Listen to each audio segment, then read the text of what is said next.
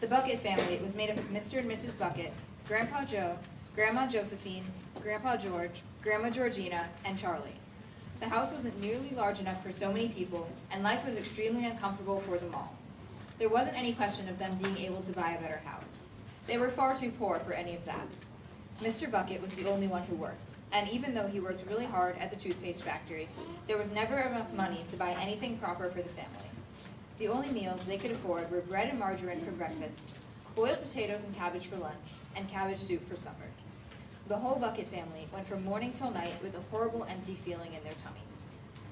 Charlie felt worst of all. He desperately wanted something more to fill him up than cabbage soup. The thing he longed for more than anything else was chocolate.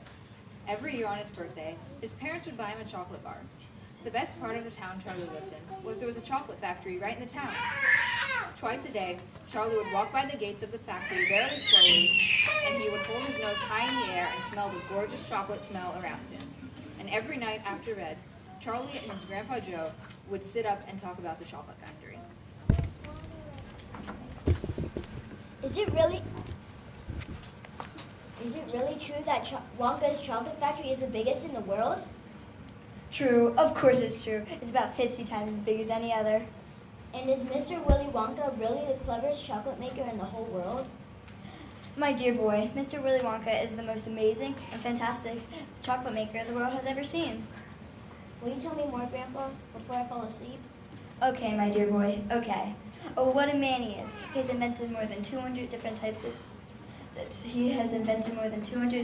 of candy bars. But it's not only candy bars he makes. Oh no.